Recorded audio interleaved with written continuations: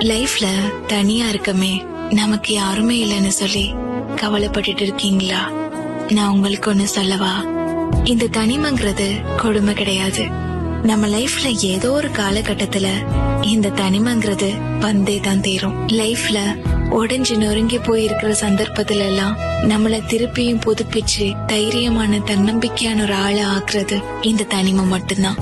அது மட்டும் இல்ல, இந்த சொசைட்டி எப்படி யாரு நல்லவங்க, யாரு கெட்டவங்க, யாரு ஏமாத்துக்காரங்க, யாரோட எப்படி இருக்கணும், யாரோட எப்படி பேசணும், பழகணும், இது மாதிரி நிறைய விஷயங்களை தனிமை நம்மளுக்கு கற்றுக் கொடுக்குது. ஒரு வகையில இந்த தனிமை நல்லதுக்கு தான். நீங்க தனிமையில இருக்கீங்களா? பரவாயில்ல, உங்களோட நீங்களே ரொம்ப டிராவல் பண்ணுங்க, உங்களோட நீங்களே ரொம்ப பேசிக்கொள்ளுங்க, உங்களை நீங்க ரொம்ப லவ் பண்ணுங்க, புதிய விஷயங்களை தேடி போய் படிங்க, லைஃப்ல ஒரு குறிக்கோளை வச்சுக்கோங்க, அதுக்காக நீங்க உங்களை தயார்படுத்திக் கொள்ளுங்க.